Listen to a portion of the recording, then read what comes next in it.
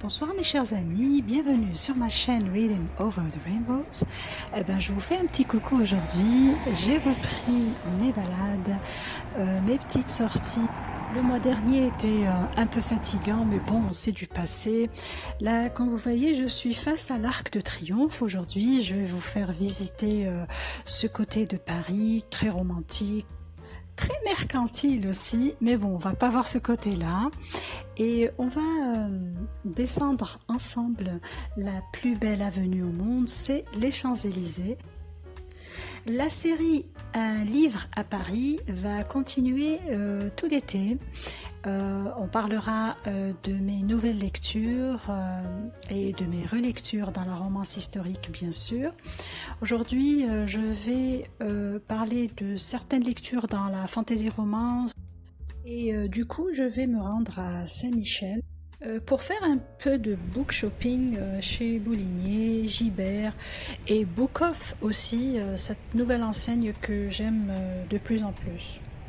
Là au fond, vous voyez la conciergerie, c'est là où ont été guillotinés Louis XVI et Marie-Antoinette. Bon, ce n'est pas de ce genre de romance historique dont on va parler.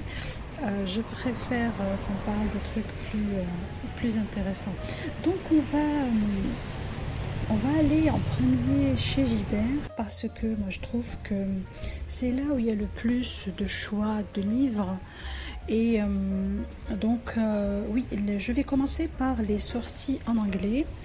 Et c'est vrai que là, il y a toutes les nouveautés, il y a de la dark romance, de la fantasy romance. Je vais commencer par le côté anglais, bien sûr en version originale. Je commence toujours là pour voir les nouveautés et après je passe au côté français pour acheter mes livres et pour faire un tri dans ceux que je vais lire.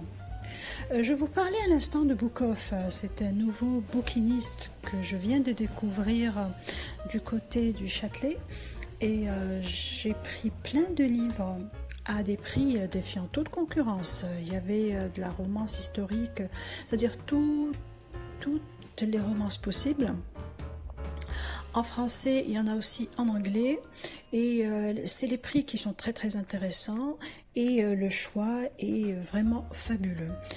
Donc je vais vous laisser les coordonnées de ce bouquiniste qui est quand même très intéressant avec Boulinier et Gibert.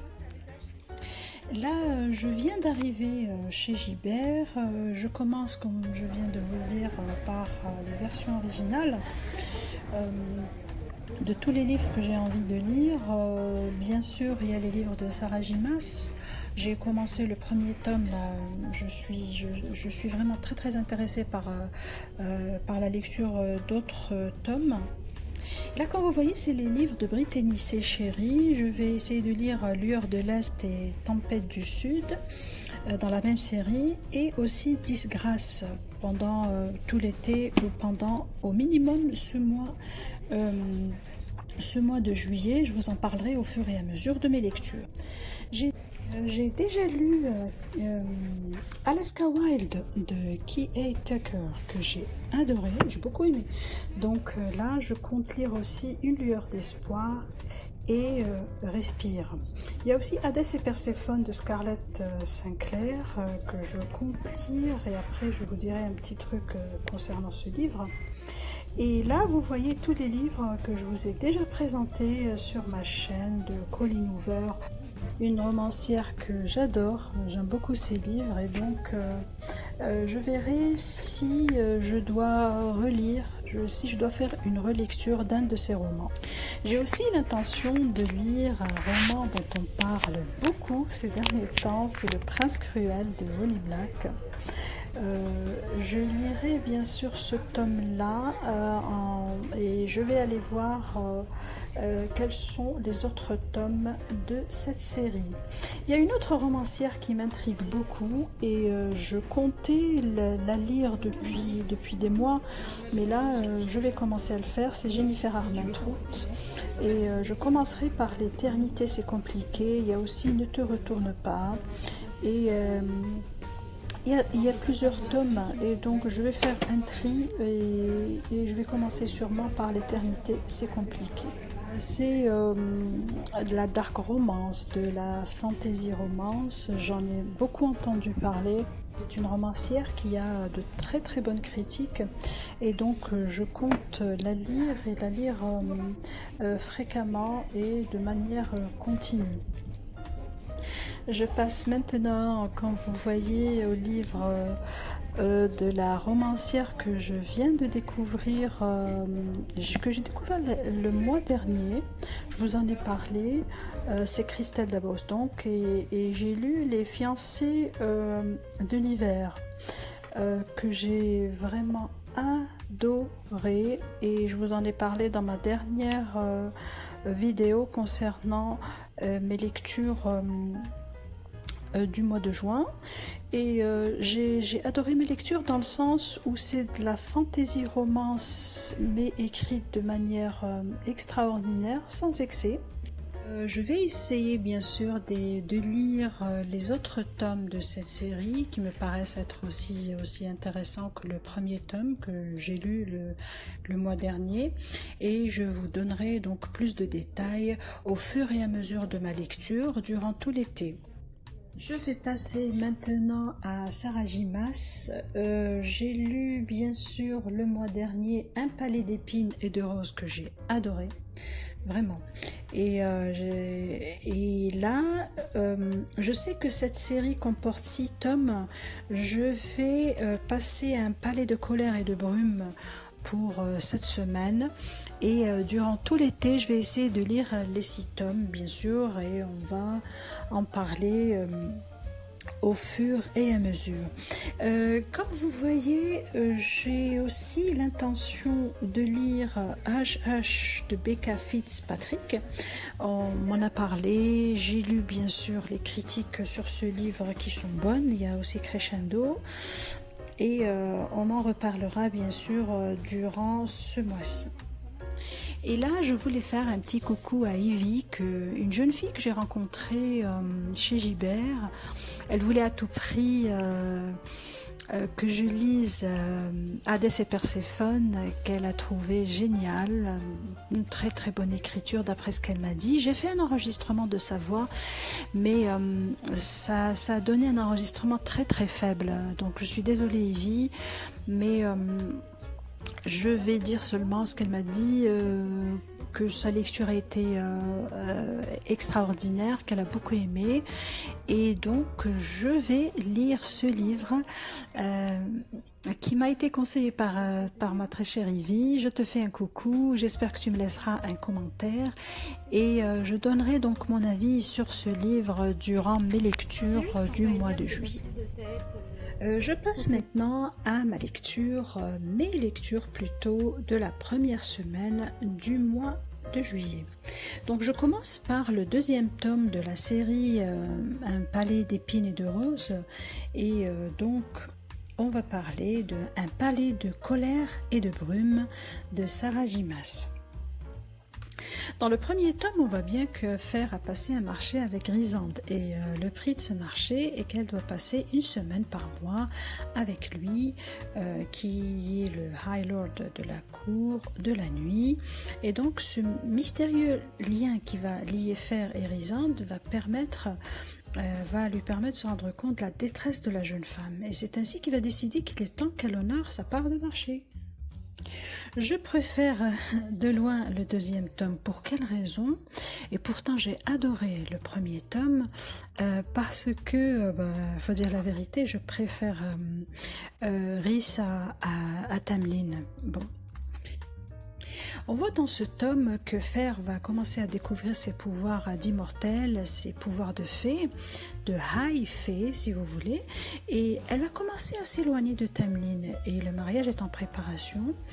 Et en plus il y a une nouvelle menace qui se profile au loin, et donc le roi Hybern va commencer à chercher de problèmes, pas seulement aux fées mais aussi pas au niveau de Prythian seulement, mais il va menacer aussi le monde des mortels. Et donc là-bas, il y a les deux sœurs de Fer, et Fer ne veut pas que ses sœurs soient en danger. Donc ils vont essayer de trouver une solution pour arrêter le roi d'Hibern.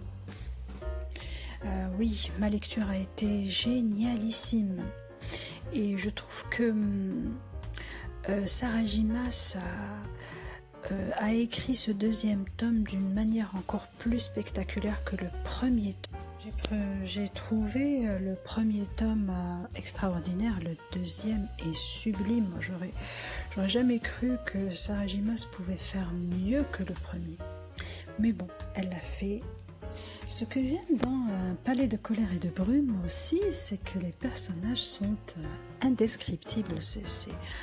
Ils sont extraordinaires. Fer reste toujours la même, un personnage que j'aime beaucoup. J'aime voir comment elle évolue. Ce tome 2 est un coup de cœur parce que là on découvre Fer et Rysande sous un autre angle et on se rend compte que Sarah Gimas c'est une auteure d'exception. On comprend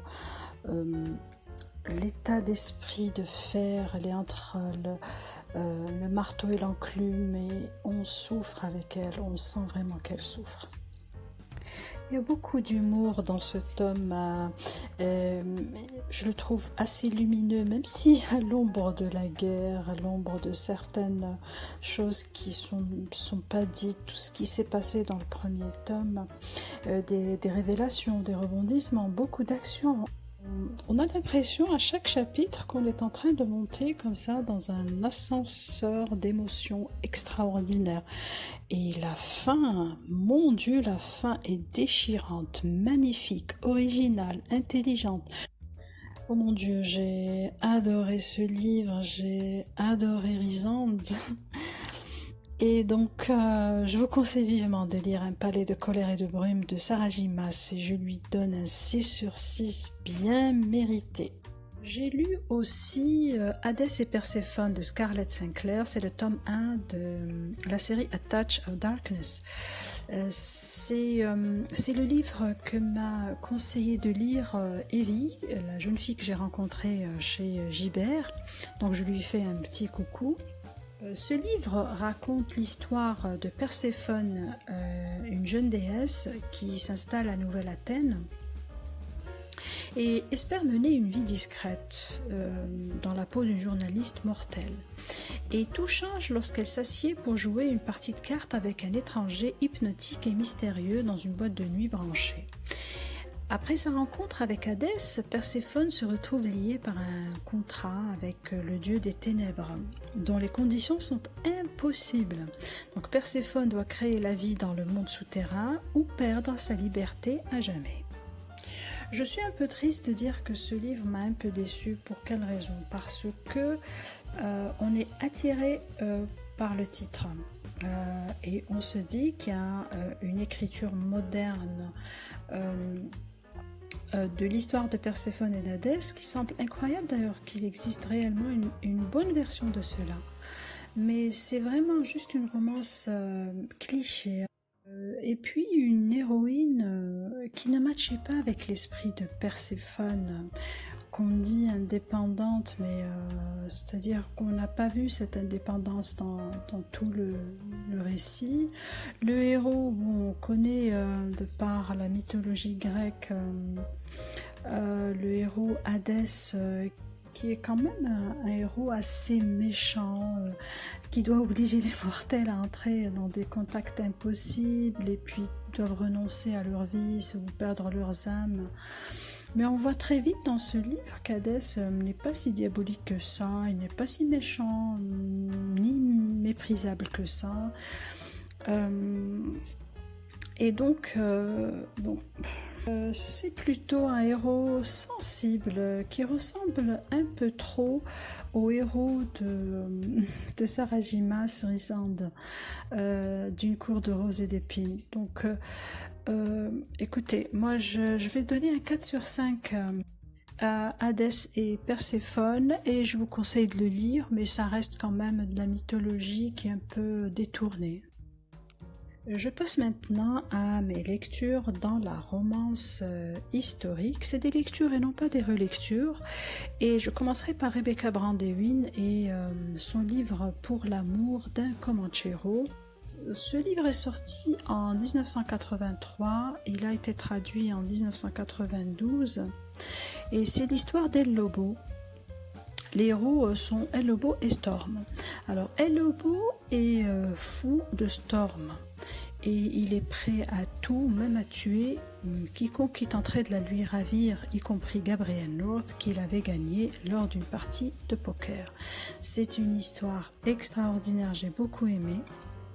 Ce qui m'a plu dans cette romance, c'est qu'on plonge en plein cœur d'une ambiance western, on traverse les paysages magnifiques de l'Ouest américain et bien sûr, mais on n'est pas épargné par tout ce qui se passait à ce moment-là, hein, tout ce qui est pillage, viol, des raids meurtriers.